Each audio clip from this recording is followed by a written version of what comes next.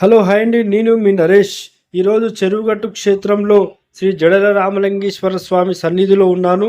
స్వామివారి స్వయంగా ఏర్పడిన పాదాలు చూడండి. నా బ్యాక్ సైడ్ ఇలా భక్తులు ఈరోజు చాలామంది వచ్చి ఇక్కడ స్వామివారి పాదాల చుట్టూ ప్రదక్షిణ చేస్తున్నారు, స్వామివారిని పూజిస్తున్నారు. మీరు కూడా ఇక్కడికి వచ్చి పూజించండి. ఈ స్వయంభుగా ఏర్పడిన పాదాలకి పూజలు ఎలా చేస్తారు, ఎలా పాద పూజలు చేస్తారు, ఇక్కడ ఎలా స్నానాలు చేయాలి, స్వామిని ఎలా దర్శించుకోవాలి, మన కోరికలు ఎలా తీర్చుకోవాలనేది పూర్తిగా మనం తెలుసుకుందాం రండి. చూడండి, ఈ పాదాలను దర్శించండి. ఈ పాదాలు స్వయంభుగా ఏర్పడిన పాదాలు. ఇక్కడ ఎలా పూజించాలో ఇక్కడ శివసత్తులు ఉన్నారు, వాళ్ళ అనుభవాలు మనం తెలుసుకుందాం రండి. అమ్మ, ఇప్పుడు అక్కడ పనుకుంటే సౌండ్స్ కట్ వస్తాయి కదా, చాలామంది నేను చాలాసార్లు చూసిన చాలామంది భక్తులు కూడా చెప్పారు నాకు. ఇక్కడ ఏందమ్మా చెప్పది? మాకు దేవుడు వస్తాడు.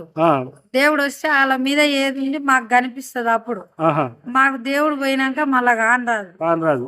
అంటే ఒంటి మీద దేవుడు మైసమ్మ వాళ్ళు వీళ్ళు పట్టిరాదు అంటారు, అవన్నీ నిజమేనమ్మా? నిజమే. మైసమ్మ పడుతుంది, దయ్యం పడుతుంది, సచ్చిన వాళ్ళు పడతారు. పట్టిన వాళ్ళకు అవి తీసేస్తప్పుడు మాకు కనిపిస్తుంది.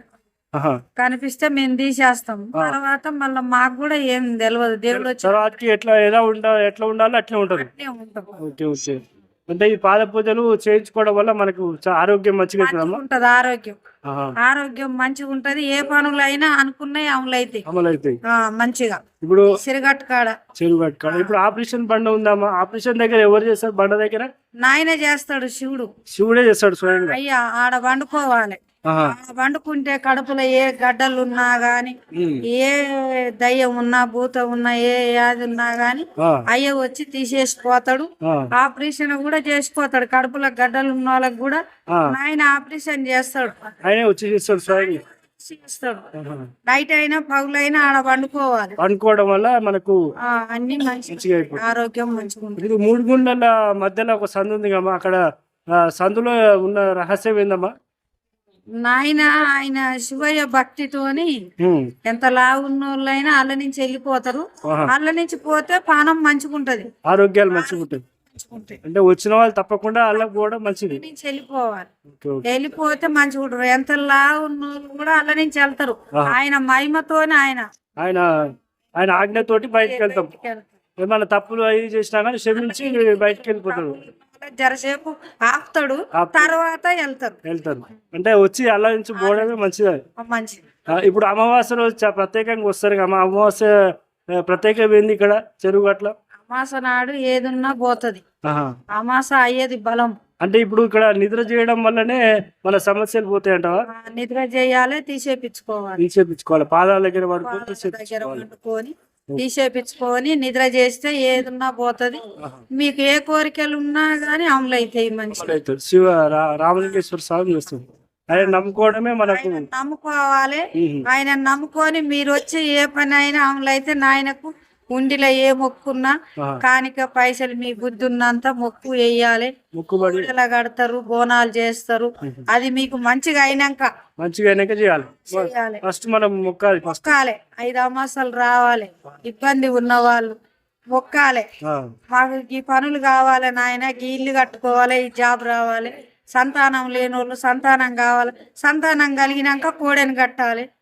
అయ్యకు ఇంటిలో కానికి వేయాలి. ఔషకాలు చేస్తారు. మీకు మంచిగా అనిపించినాక ఓకే, థ్యాంక్స్ అమ్మా. మీరు చెప్పినందుకు మా భక్తులకు కూడా తప్పకుండా చెరువు కట్టుకొచ్చి అందరు దర్శించుకోవాలని మేము కూడా మనస్ఫూర్తిగా కోరుకుంటున్నాము. థ్యాంక్స్ అమ్మా. చూడండి, ఇదే 3 గుండ్లు. ఈ 3 గుండల్నే స్వామి పైన వెలిసిండు. స్వయంభుగా ఏర్పడిన శివలింగం.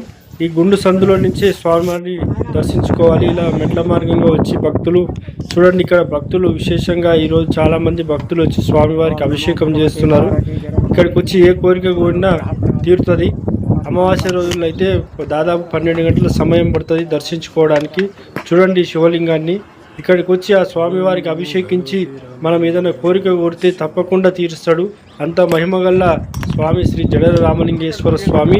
ఈ క్షేత్రం యొక్క విశేషాలు: పరశురాముడు ప్రతిష్ఠించిన లింగం అనంతరం స్వామి ఇక్కడికి ప్రత్యక్షమై ఈ 3 గుండ్ల పైన వెలిసిండు. అందుకని ఈ స్వామికి శ్రీ ముద్దరామలింగేశ్వర స్వామి అంటారు. ఆ గర్భగుడిలో స్వామిని జడల రామలింగేశ్వర స్వామి అంటారు. ఆ గర్భగుడిలో దర్శించుకుందాం రండి. చూడండి, ఇదే గర్భగుడి యొక్క దర్శనం. ఇలా క్యూ లైన్లో వెళ్ళిన తర్వాత మనం ఇక్కడికి చేరుకున్న తర్వాత ఇక్కడ వినాయక స్వామి ఉంటాడు. ఇది ఆలయ ప్రాంగణం మొత్తం. ఈ ఆలయ ప్రాంగణంలోనే వినాయక స్వామి ఉన్నాడు. దర్శించుకుందాం రండి. ఓం శ్రీ గణేశాయ నమః. ఓం గం గణపతయే నమః. గర్భగుడిలో దర్శించుకుందాం రండి. కొండ చెరుకల్లో పరశురామ స్వామి ప్రతిష్ఠించిన శివలింగం. ఈ శివలింగం గడ్డ స్వామి చిన్న లింగంగా పెట్టుకొని ఇక్కడ పూజ చేస్తుంటే ఆ స్వామి లింగం ఉద్భవించడంతో పెద్దగా కావడంతో ఆగ్రహంతో ఆ లింగాన్ని కొట్టడంతో ఆ లింగం పగిలింది. ఇదే పరశురాముడు ప్రతిష్ఠించిన లింగం. ఈ లింగాన్ని దర్శించుకోండి, కోరిక కోరండి, తప్పకుండా తీరుతుంది. దీని యొక్క ఫుల్ డీటెయిల్స్ డిస్క్రిప్షన్లో ఫుల్ అడ్రస్ పెడుతున్నాను, చూడండి. నా ఛానల్ని సబ్స్క్రైబ్ చేసుకుని వాళ్ళు సబ్స్క్రైబ్ చేసుకోండి, లైక్ చేయండి, షేర్ చేయండి, కామెంట్ చేయండి. హర హర మహాదేవ్ అని. ఓం నమ శివాయ. ఓం నమో భగవతే రామ.